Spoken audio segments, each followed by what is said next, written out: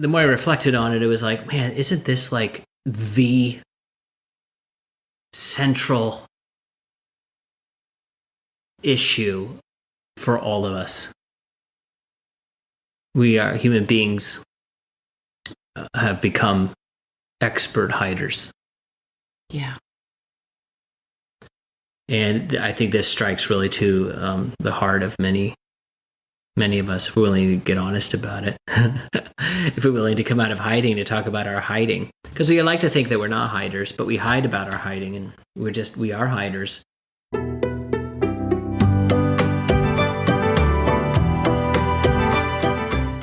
Welcome to our back porch. Pull up a seat and listen in to an unscripted, unedited conversation between two seminary-trained published authors who have been married 20 years and still love talking together. Tonight you'll hear it sounds like we're in a big, empty room, which is sort of true because we're recording this in our kitchen. We're having some microphone and editing challenges, so we apologize for the audio quality not being quite as crisp, but we hope to have those ironed out within the week. Kitchen table conversations. Yes. With Dale and Jonalyn. Good evening to you, Dale. Good evening. We could also say we're in a cave. I would think a cave might sound like this. Yeah, it does sound like a cave. Cave conversations. Have you gone back into the dark spot of the cave over there? I shined a light back there. All I saw was a pair of eyeballs. Whenever I think of cave, I think of David surprising Saul going to the bathroom in that cave. That's probably the best cave story in history. Well, any fun updates do we want to share about our week in painting or in Bible stories? Wow. Yes, we have jumped to 1 Kings in our Bible stories. It's awesome. And we were there when David breathed his last. And the boys and I talked about what it's like for great lights to go out. Mm. And then we talked about how David died in the city of David, which is Jerusalem. They called it the city of David. And that's also where Jesus died. Mm. And David was buried in the city of David, and that's also where Jesus was buried. And for 3 days, Jesus and David are buried in the same place. And then 3 days later, the heir of the throne of David rises from the dead, and he says, all authority, all power in heaven and earth have been given to me. They're now mine. And that's why it's so significant. David is so significant because it is his throne, his family tree that brings the great Messiah. It's awesome. So we talked about that. You made a really nice meme for your @DaleFincher account on Instagram, and I haven't published it yet. Oh, you haven't? I hope you'll be publishing that soon. If you're following Dale on Instagram @DaleFincher, you'll be able to see it. Light went out with my family of origin. My grandmother died on Sunday, and while it was anticipated, I should say expected, it's given me a lot to process. I've written a blog post on the stories we tell and who tells your stories. And I did a painting of a cactus and a cactus flower for that blog post, talking about having roots in my family that are prickly and trying to find ways to dig my roots deep so that I can grow something beautiful even out of the prickly origins. So that was a meaningful piece of art that I did this week. Huge. And that just came out in my blog post at JonalynFincher.com. Yep, that's right. Well, we are going to be talking tonight about hiding. And this came out of the Bible story you did with the boys recently when you kind of did a rewind and you did the Genesis 3 story. That's right. We talked to the boys about, Genesis 1, God creates everything. Genesis 2 is like a zoom in to see how he created it, how it kind of came about, and the making of man, woman from man's rib, and then in the command not to eat of the tree of the knowledge of good and evil. Chapter 3, Adam and Eve do eat of that tree. And I was talking with the boys about what was the very first thing that they did. And Aldi said they make clothes. I said, that's right. And then what they do? And they hid in the bushes. That's right. So the first two acts they did were acts of hiding. So as soon as they turned on God, they hid. They hid their bodies. They hid their presence. So when God's walking along, it says he's walking along in the cool of the garden saying, Adam, where are you? God wasn't asking for their location. He wanted to see if Adam and Eve would come out of hiding. And the more I reflected on it, it was like, man, isn't this like the central issue for all of us? We are human beings, have become expert hiders. Yeah. And I think this strikes really to the heart of many of us, if we're willing to get honest about it. If we're willing to come out of hiding to talk about our hiding. Because we like to think that we're not hiders, but we hide about our hiding, and we are hiders. So I think it'd be cool to talk about that, if you like. Yeah. I think it would be helpful. I think there's this great relief in coming out of hiding. Huge relief in coming clean. But the conditions have to be right. And there's a reason we hide. And there's very many times very good reasons we hide, and good reasons why God lets us hide. And hopefully we could talk about that. Yeah, I think that would be very good. I know I didn't really experience the freedom. I think as a child, let me just be personal here. As a child, I learned that unless I humiliated myself through confession, it wasn't safe to come out of hiding. So I ended up associating confession with a very humiliating act of kind of grinding your nose into the dirt. I didn't feel like I could confess and hold on to my dignity as a human. I didn't feel like I could hold on to my rights. And by rights, I mean the thing we talked about last week. You were being trampled and harmed. To confess meant to give up your right for your right to be respected, your right to be protected, your right to be your right to dignity. Confession was it was exposing yourself to be abused. Yeah, I was going to say, I think confession, like when you're forced to confess, it becomes almost like a well, we've talked about it before. It's almost like those communist struggle sessions where somebody is like saying you're bad, you're bad, you're bad, you're bad, you're bad, unless you say something, a confession, whether it's true or false, just so that we will accept you and approve of you. And it's a conformist, it's an abuser's a strategy to make the victim conform.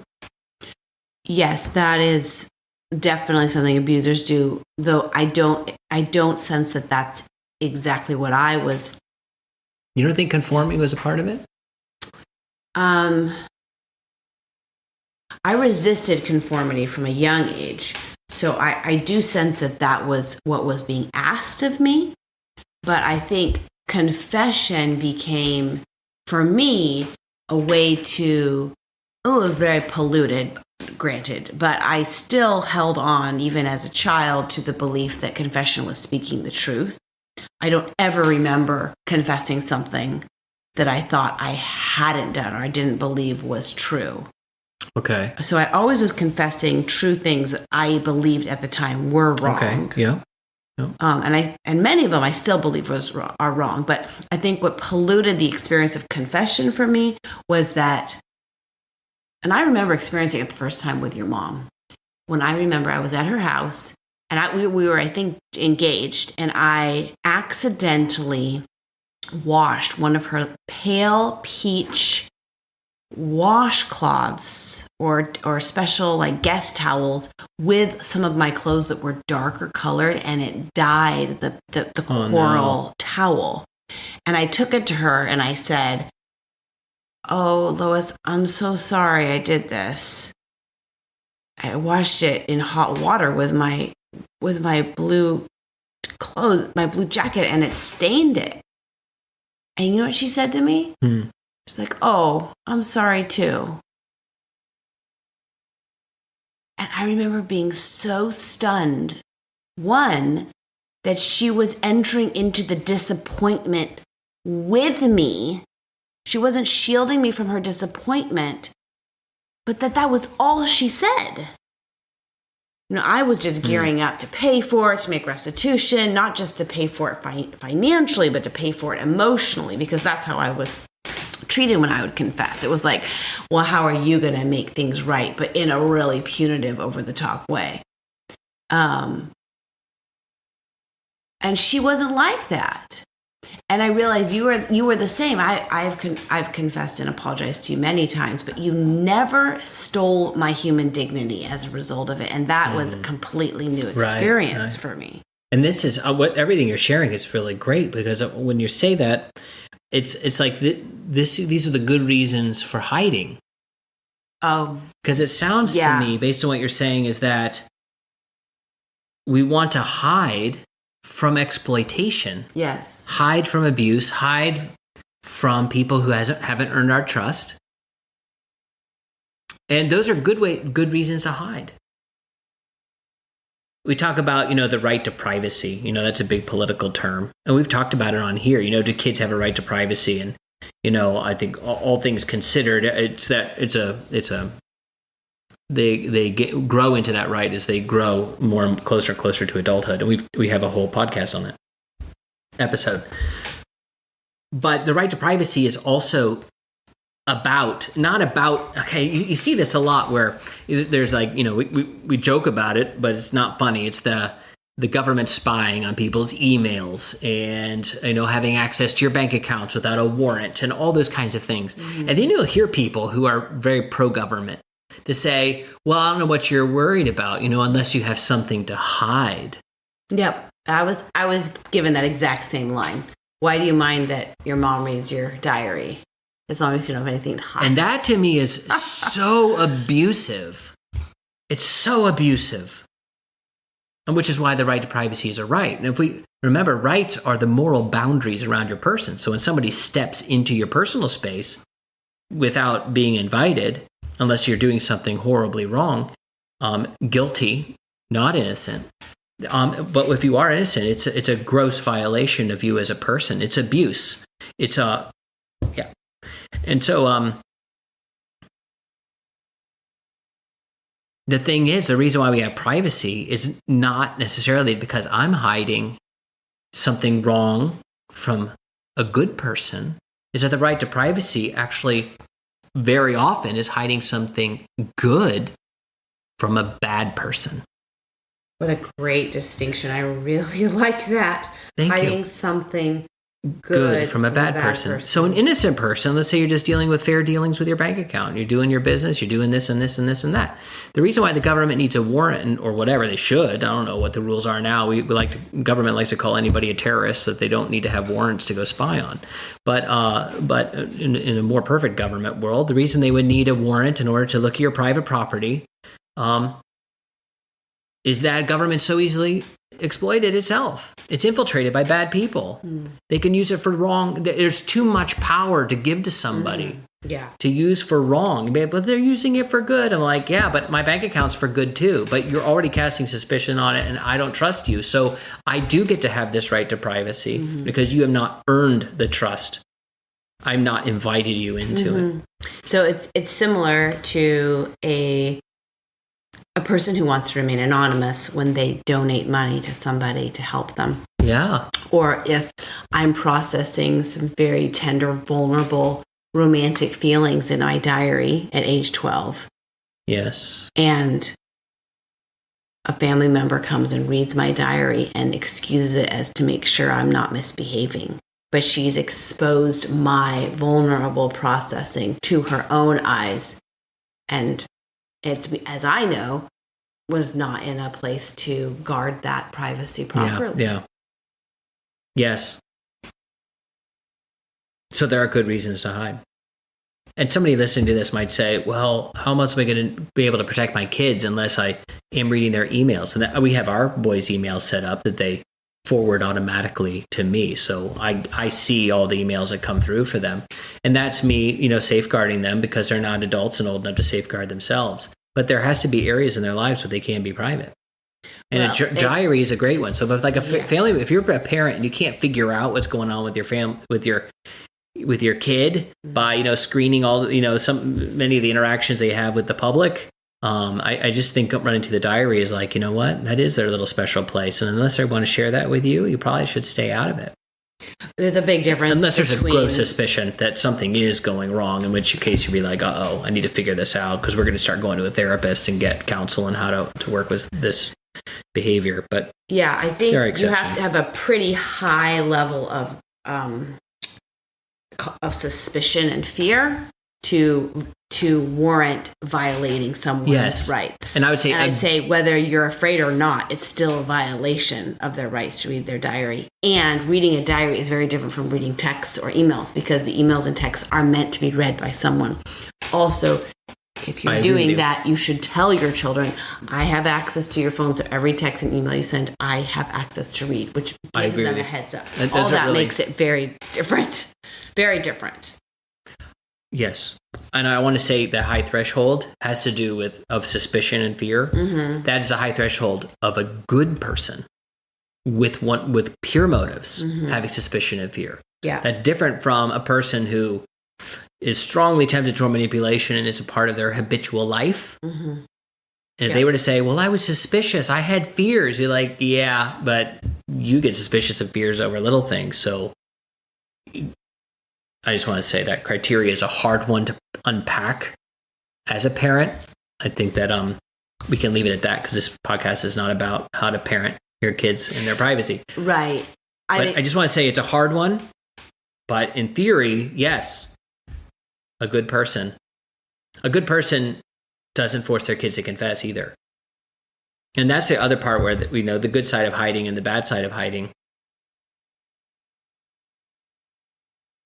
comes into play because were you forced to confess? Nope. I certainly was. I know. Many times under threat of punishment, physical punishment even. And I think that what it trained in me is a sort of almost a self-destructive, almost a masochistic sort of pleasure in the sheer exposure of my exposure to danger. It was very counterintuitive, counter to reason even, to expose yourself to people who were so unsafe. But it was the only way out. Because why? What would happen if you didn't? Oh, get spanked and grounded. For not even confessing. Yeah. So you potentially were innocent and you get spanked or grounded because you did not confess your innocence. Well, every time I was forced, I believed I was guilty. And looking back, I mean, it's kind of hard to know. Was I really guilty? I mean, in that world I was, but now looking back, I'm like, that wasn't that big of a deal. And I don't even think it was that wrong, but I thought it was wrong. I think a good question to yourself is, as an adult, if you had to sort through false guilt. And if so, then that came from somewhere. Usually that gets built up in That's childhood. true. I mean, that's a really good point. I've never even thought about that. Maybe the things I confessed to weren't even wrong. So maybe they were like a struggle session of the communists. I'll have to do some more unpacking of that privately in my journal. I won't read it. Oh my gosh. It's revealing to me about how I just love this line that you said here, forced confession and the damage that does. I remember confessing. So I wasn't forced to confess. This does not mean my parents were saints in this at all.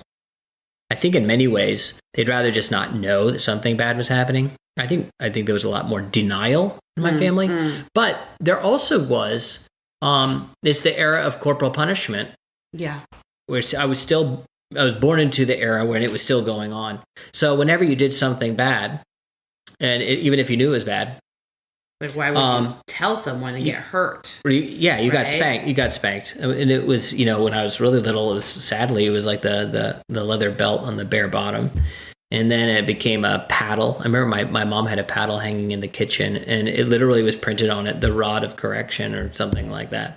Had a little cute little phrase for other adults to come by and look at it and be like, oh, that's so cute or whatever. I'm like, it's not so cute. That's the thing my mom grabs. I don't like that thing. That thing stings. Ugh, hated it. But I remember, so that made me... It's appropriate to hate it, I believe. Well, yes, I think corporal punishment was poorly done, and that could be a whole nother episode that we do. What our views on corporal punishment now, and the goals of corporal punishment. See, it's not that corporal punishment, I think, is in itself a problem. It's the goals people think they're achieving with it. I think were not examined well back then, and we've been able to examine that a lot when we became parents and as we're parenting. Mm-hmm. But all that to say, I remember confessing when I was 11 years old, and I lied about something. Yes, and yes. I knew. I was terrified to confess it. And this is one of the issues. I was terrified to confess it because I knew if I confessed it, I would get punished. Mm-hmm. But I felt so guilty that I thought I needed to confess it. I see. And I was wrestling with that. And I looking back on it, I don't know how I'd advise my 11-year-old self to be like, you did something wrong, but the punishment that'll come in is probably worse than the punishment than the wrong thing that you did.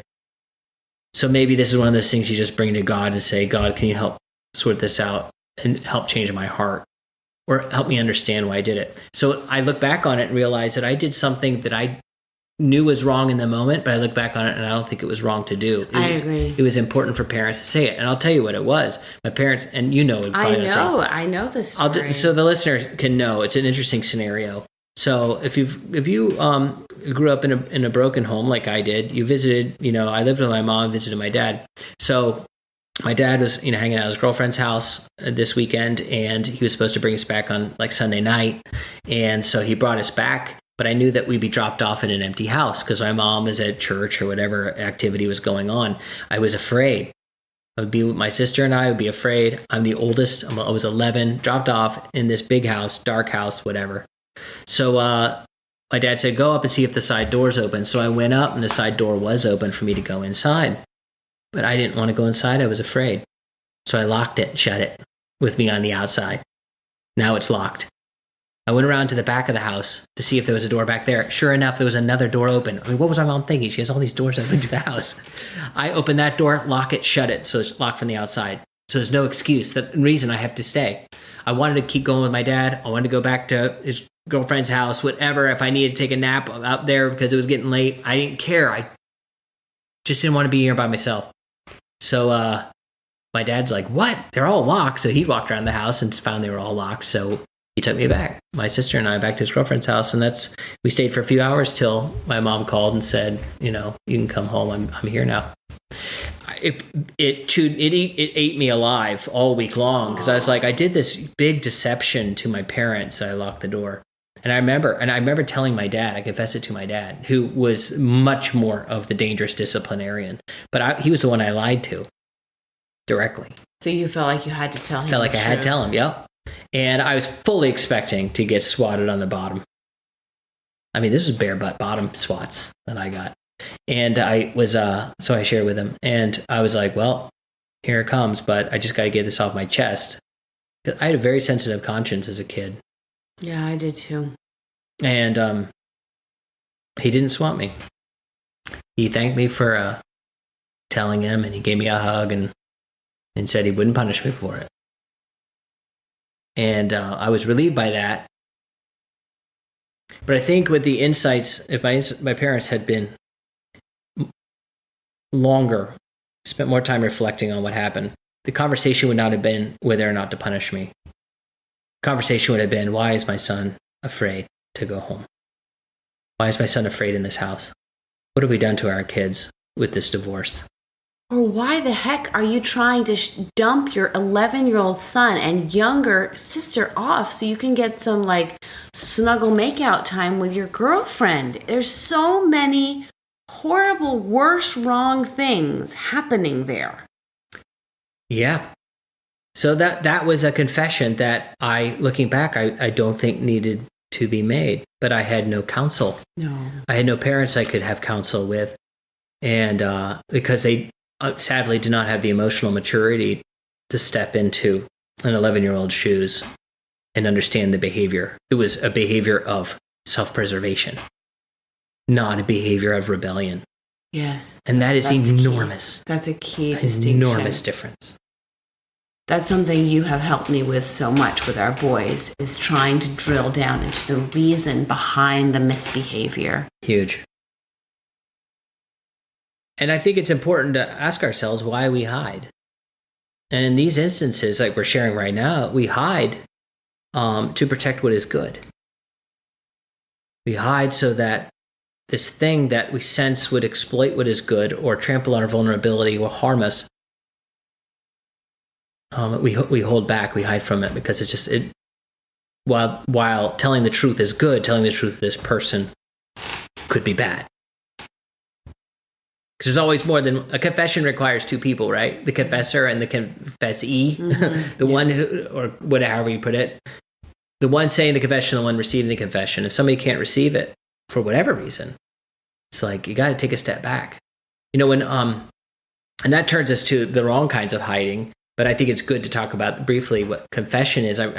When John says, John says, if we confess our sin, Jesus is faithful.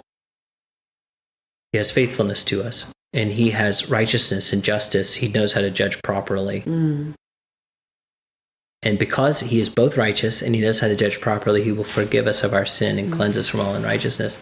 But look at who you're confessing to. Yeah, that's important. That is so important. And what is a confession for? Confession isn't for punishment. Confessions is for cleansing. The confession is for strength. Confession is for connection. Or that big fancy word, reconciliation. I think a lot, just as we have replaced Jesus as the good shepherd in our lives with a male or female pastor, we have taken this confession verse and turned it into, you need to confess your sins to your parents. You need to confess your sins to other people. And it often muddies the waters about what or who is the confession to, which is, or muddies the waters about what's the confession for. You end up doing it almost like a rite, R-I-T-E. Like a ritual? Like a ritual. Well, I told him, what I did was wrong. Like, well, yeah, that's fine. But what about telling God what you did so he can fix it? We talk about that song in Frozen where Elsa says, let it go. Yes. It's the first moment she's confessing that she's tired of living in hiding. Yes. And she's saying, I want to explore these powers I have. But that's not the same as cleansing her from her fear that her gifts are going to destroy those she loves the most. And that's why she freezes on his heart. And it's the same with us. Yes. So Elsa confesses to herself and she confesses to Anna, I've got this issue, get away from me. But she is in no way reconciled to her powers or her sister or her That's role. right. It's like there's like 3 or 4 steps she needs to take. And when she sings that song and when she's hiding in isolation, that's step 1. That's step right. Step 1 is you got to step away and come and figure this out, clear your head, start owning the reality of what's going on and stop playing by everybody else's rules. That's right. That's her big issue. That's right. In fact, half the song is her quoting what other people are saying to her. That's right. And I think that's why the song took off and was so resonant. Yeah. It was so resonating with young girls, is that they felt like this is a song where I can say maybe what I thought or what I've wanted. Yeah. But what's unfortunate is they all parked on the let it go and didn't know what to grab instead. Totally. And it turned it into a song of rebellion. When the reality, she was rebelling, but she wasn't rebelling against something that was good. And that's the important part. She was rebelling against a structure that had no place for her. It was an unsafe place. Sadly. And I remember being severely punished for rebelling against my dad. And now I look back, I realize I was rebelling against something bad in him that he shouldn't have done, but he treated my rebellion as evil because he was the ultimate good and authority in his mind.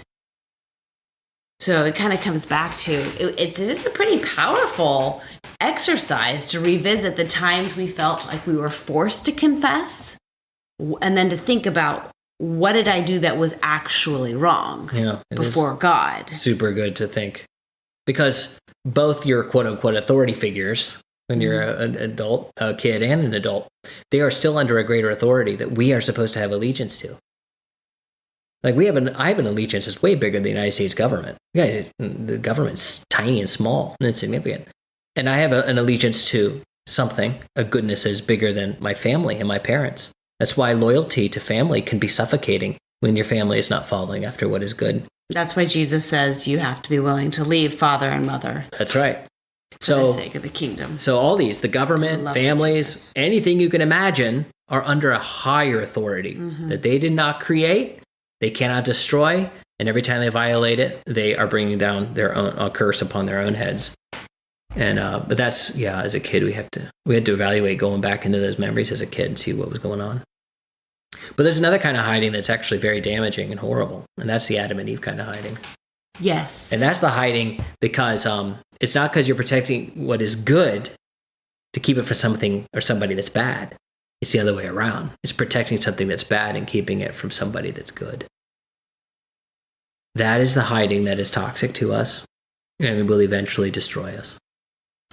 And I think that's what, when taken to a habitual pattern so that you cannot help yourself but hide, you actually lose your capacity to connect. You brought up the image of every time you hide, it's like putting another coat on.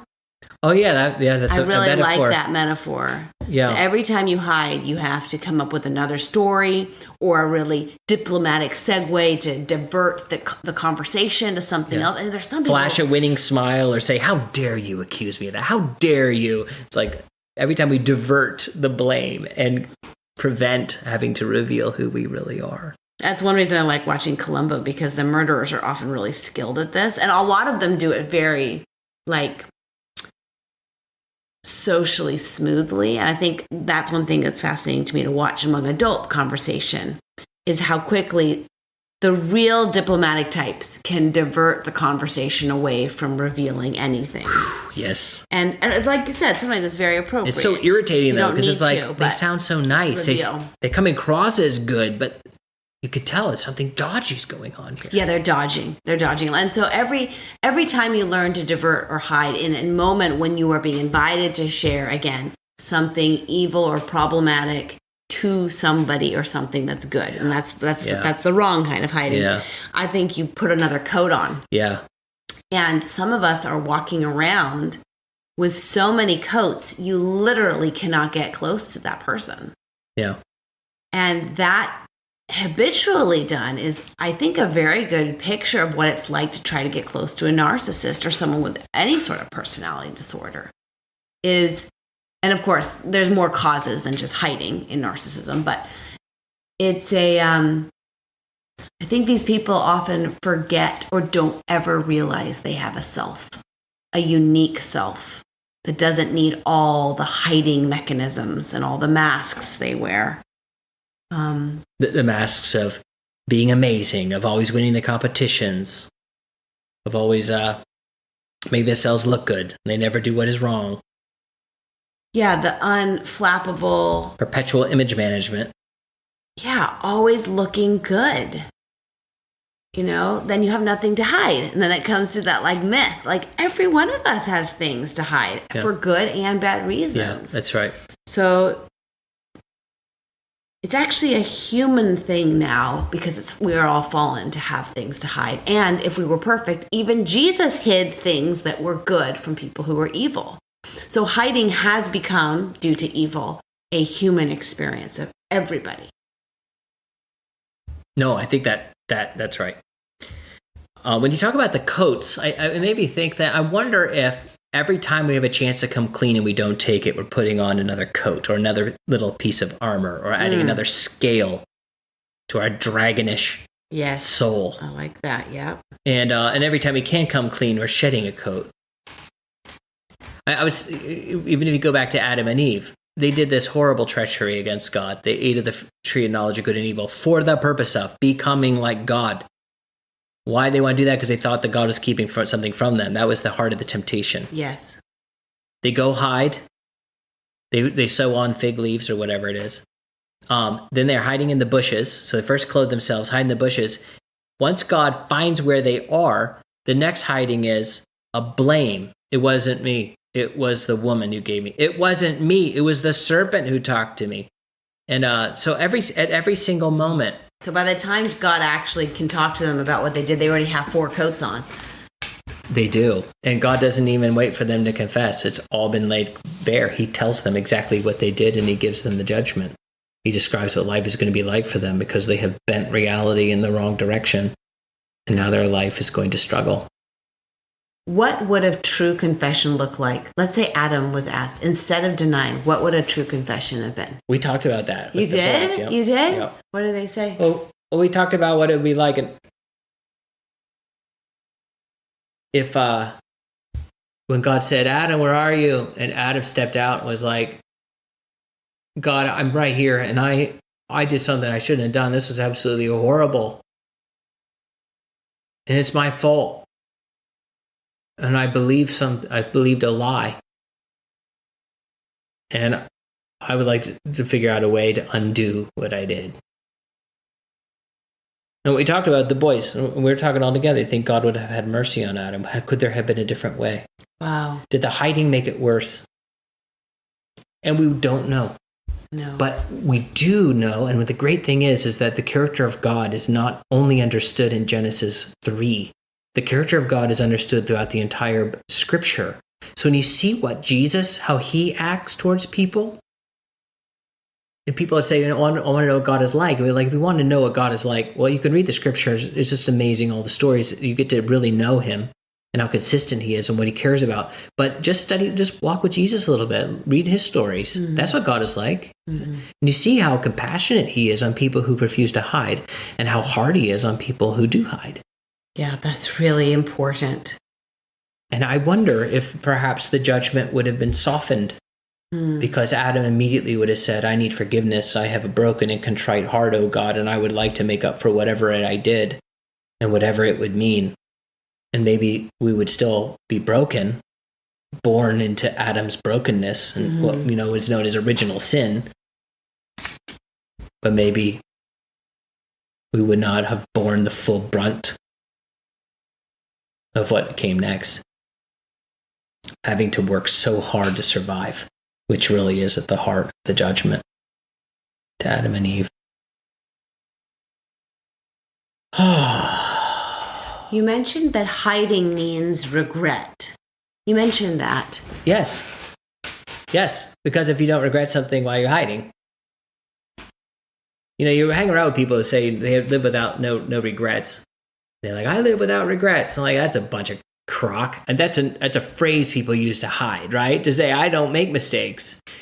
I had a conversation with somebody who said to me straight up, I live without regrets. And there's that old joke of the tattoo that says no regrets. They misspelled regrets in the tattoo. That's awesome. I had a conversation with somebody and they're like, yeah, I live without regrets. I'm like, really? You've never made any mistakes? You don't regret a single decision you made? Oh, I should have made better decisions. Yeah, but I learned from them. I'm like, huh. So it doesn't count as a regret if you found a benefit to your mistake. I think that person sees regret as weakness. I think you're right. I think in general, people do see regret as weakness. But I see it as hiding. We hide because we have regrets. Ironically, when you hang out with those kinds of people for a while, you start to see all the different clever ways they hide.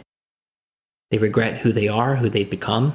They regret the choices they have. They regret the way their kids grew up, how they turned out to be. They regret the kind of marriage they have. They regret their reputation at their church house and their community and the clubs. There's just a lot of it. So if you have no regrets, then you're not going to be a hider at all. But if you have no regrets, you're not going to be a confessor either. But the people who are saying they have no regrets actually are hiding any grief. Seems like it.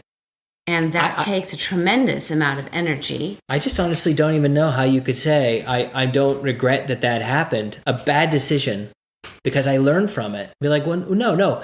What you're exhibiting is what Paul said, and we know that all things work together for good to those who love God and called according to his purpose, because God is the great ironic leveler against the devil's ways and our own devices by saying you did something bad, but I turned it into something good. It's not good that the bad happened, but God is that way in which he can actually make bad things have good outcomes. Mm-hmm. But how much better to do a good thing that has a good outcome than do a bad thing and make God do all the work to make it good. You're still culpable for the bad part. God is the one rewarded and praised for the good. So if you want to participate with God, own your regrets and say, I want to undo this. I want to, even I can't go back in time and redo it again, what can I do to make those steps so I can participate in the goodness? And I think that that's an important part of this. So if we feel like that, any regrets we have to come clean about. And if we think we have no regrets, I think it's a form of hiding. Yeah, I do too.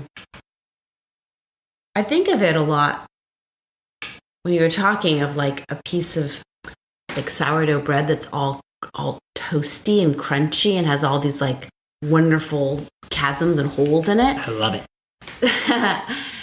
And the holes in us are like the holes in that sourdough piece of toast. Mm-hmm. And just because I come along with like clotted cream or butter and lemon curd and I can like fill all those holes with this wonderful spread, and you're like, it makes it so much better. It's so more delicious with all the holes. It doesn't mean that if you're responsible for making the holes, you don't own that the holes are there. Like that God can spackle every hole we've made shouldn't take away from the reality that you've gouged out some really important parts of yourself. Right, that we're incomplete. It almost feels like, I think I've heard about people talking about the fortunate fall. People talk about that. Yeah. And I feel like I hate it. It skips the story. It's like... Why don't we explain what the fortunate fall is? Because I think most people listening to this will have no idea what you're talking about. I think if I'm trying to remember from seminary, I think it's just the idea that if we hadn't had in the fall, if Adam and Eve hadn't sinned, then God couldn't have sent Jesus to redeem us from all our sins, and now we have a better hope than we would have had if Adam and Eve had never sinned. That's right. That's exactly what it is. It's good that we sin so that Jesus could come. That goes directly against what Paul says. The whole thing, that is just goofy as heck. To me, it feels like happy clappy Christianity, which is a false god to me, and I would rather people believe in no God than this false idol they've created. It just sounds like somebody's over-romanticizing the gospel. Almost making an excuse for humans, even though they say, no, it was bad. But to me, it's a very dehumanizing view because it takes away the important work, not just looking at the places we've sinned, but figuring out why we sinned. Like, Adam and Eve had some good centuries to think about, why did I do that? But if they're like, well, it's all going to work out, it's so great that we got thrown out of paradise. God should thank me.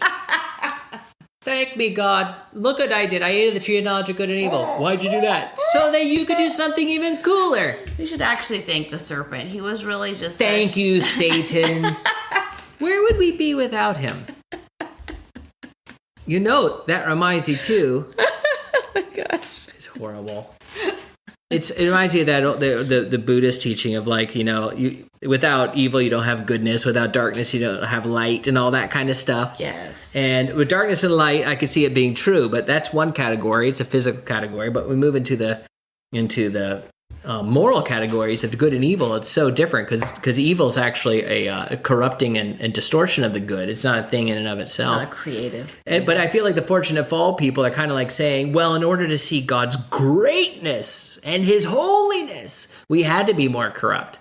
Then that makes me think, well, why doesn't God make the world even worse so we could celebrate him even more? I can definitely imagine. Why did he delay Jesus world. Even longer? Yes. Maybe there needed to be two Jesuses. Whatever the case, so you could just go down this really weird road rather than just stopping and saying, it's bad that happened, and life would have been very, very good if it had not. It would have been exactly as God meant it to be. Yeah. And all the work that God is doing is to restore us to what he meant it to be. because he can do that. But it's a long road to get there. Yes. And he wants us to participate in it. And that participation is an important part of this hiding element. Yeah. How so? It's that God lets us hide. I mean, if we ask the question, why does God let bad people continue to do bad things? We see it every day. We pull our hair out. We're exasperated by the lies that we hear. The outright bold deceptions, the propagandas, the narcissists lying to us, the person who can't keep their promises, breaking contracts, hurting. You just see it all the time. All the deadly sins, all the vices. Like, God, why can't you stop that? Well, God can't stop it. I think it's an important thing to remember. God can stop it in an instant. But God is perpetually giving us opportunity to come clean on our own. So God gave us, I remember hearing J.P. Moreland talk about it. I think he probably got it from Dallas Willard, but the idea that God gave us bodies so we can hide in them. No, I think he gave us bodies for more reasons than that. But we can hide in our bodies. If we could see each other's souls and what the real state of it is, oh my gosh, I think a lot of people walking down the street, just innocently walking their dog, would be frighteningly freaky because their souls are in such bad shape. Or really stunning and beautiful. That's the other side of it. They might be like, oh my gosh, I think I need to worship this person. It really depends on the type of dog they're walking. You can tell a lot about the person's soul. If it's a corgi, obviously a saint. Obviously. But that's one way, that one thing. But it's important to realize that God does not come crashing down with all his light. He does not reveal himself in his fullness. When he came to all the children of Jacob, all the children of Israel as they leave Egypt, when God shows up on the mountain, he comes cloaked in a thunderstorm. You hear the freedom horn playing in the distance. He doesn't come up and go, hey, everybody, here I am. You can see me face to face. What did you tell Moses? If you see me face to face, you'll die. You can't handle me. I'm too immense. I'm too incredible. And not just in my size, but in my purity. Mm-hmm. And you're not there. You can't handle it.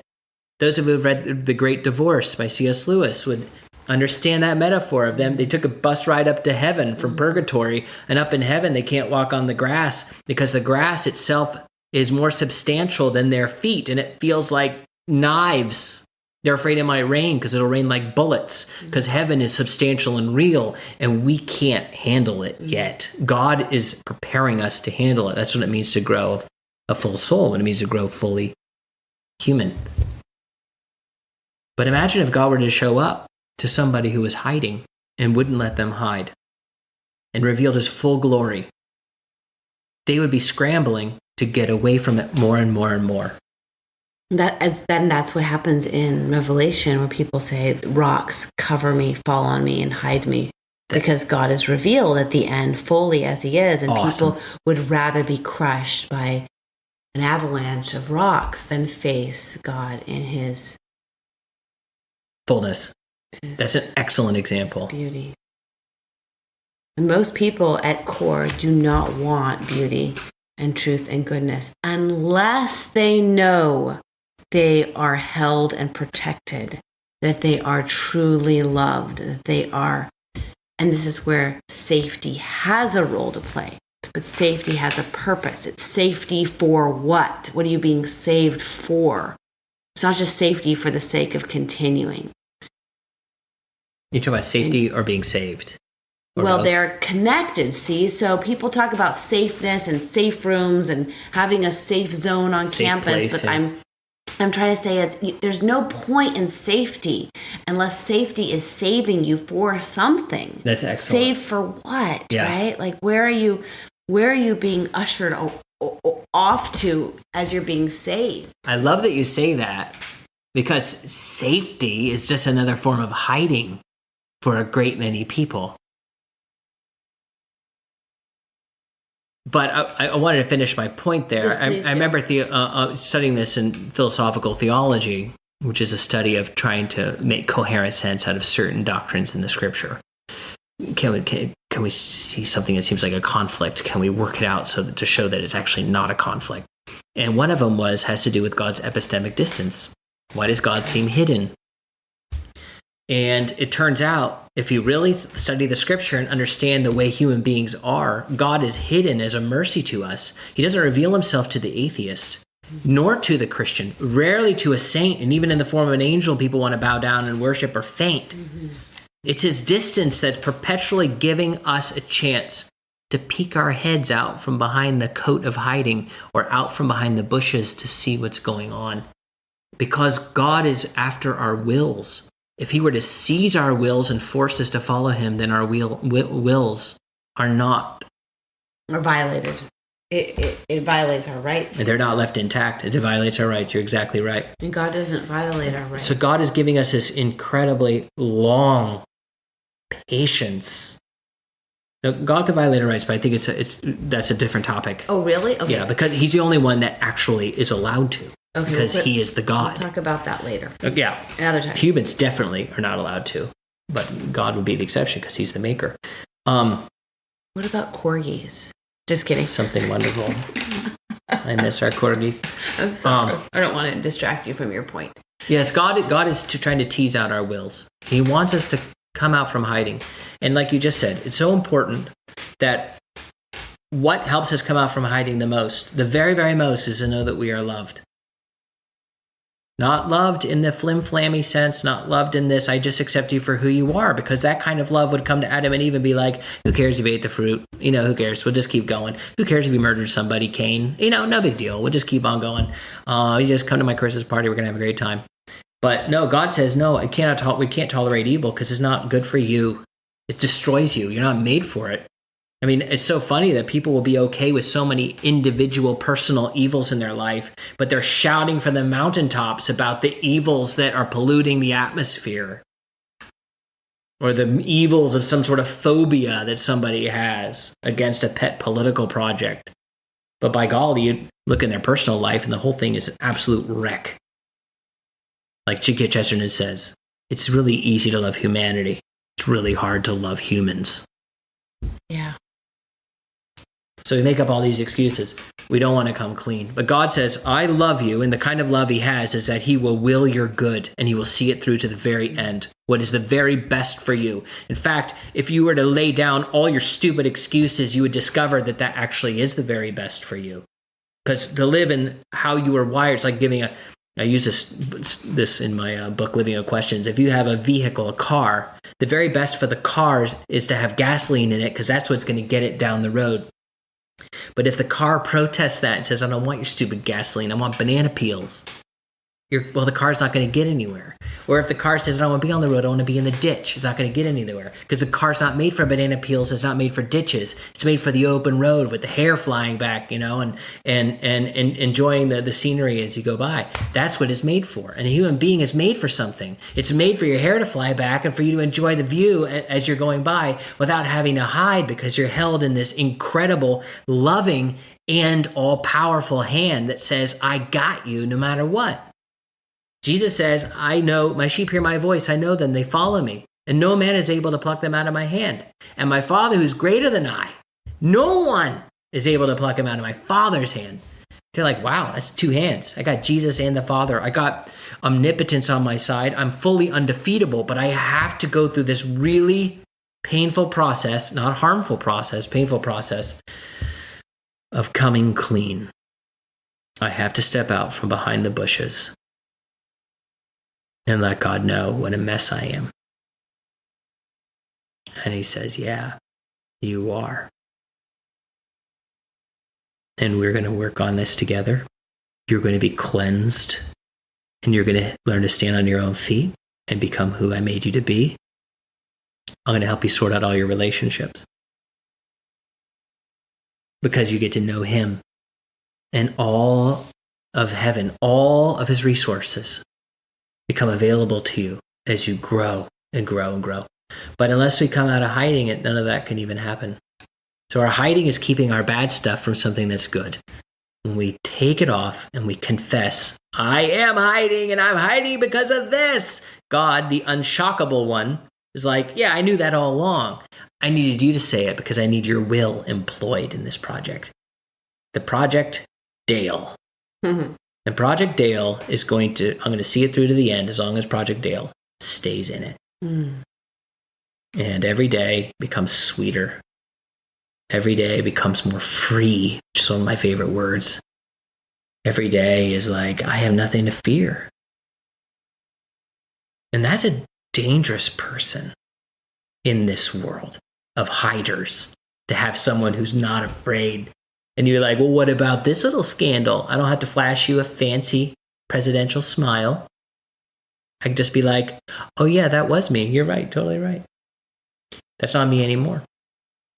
I've come clean on that. I'm going to other places. Have you come clean on your crap yet? And that's how we get to invite other people into this salvation. That's what evangelism is. Have you come clean on your crap? Have you turned it over to God, the one who loves you? He made a way. You want to know what he's like? Look at Jesus. He's faithful and the just one, and he will forgive you for all your sin and cleanse you from every bit of unrighteousness. But your job is to come clean.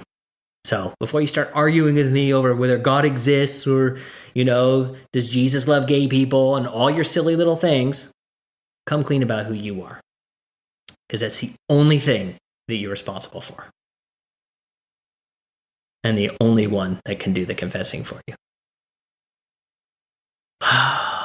It's so good not to have to hide. Yes. God will take all the questions you would rather be leveled with honestly than pretended with. That's what's so exciting about watching you teach our boys the Bible, is that all their questions are invited.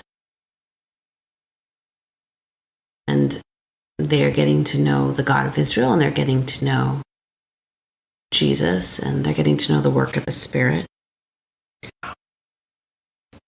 I think those of you listening, and if you maybe feel like, wow, I don't really know this God very well, was maybe the God of your childhood or your church experiences was mediated by hiders. Pastors, ministers, hiders. That's a great way to say it. Dale does have an entire study he's done, storytelling the life of Jesus through the book of Mark, called Stories of Jesus for the Modern Family. You can find that in our show notes. He also is initiating this year for 2024 how to teach our kids the Bible, and he's demonstrating by what he's been doing with our boys for 5 years, showing parents how to teach your own kids how to get to know the God of the Bible through doing something as simple and revolutionary as just opening the Bible and storytelling it together. Dale will show you how to do that. It's only $5 a month too. It's so crazy to me that you don't have more people signing up. That's a big prayer of mine, that those of you listening will sense what the Spirit of God is. If he's pulling on you right now, you can check that out also in the show notes. Well, thanks for this conversation. This is good. It's good. Yeah, this is an important conversation to have. If people listening want to learn more about how to become spiritually healthy, we have a class just on that at solation.thinkific.com, where we've put together videos going through this. And if you just want the free stuff, guys, just keep listening to our podcast or sign up for my blog. I will be updating you bi-monthly on our sailing travel adventures, and you can keep up with my paintings. Nothing encourages us like when we get someone investing deep enough to say, yes, I want to take this class. Yes, I want to buy this painting. Yes, I want to write a comment and share my question. That helps us remember there are people who care about knowing God and refusing to hide. So, send your questions and feedback to hello@dalefincher.com, and we'll catch you next time on the back porch.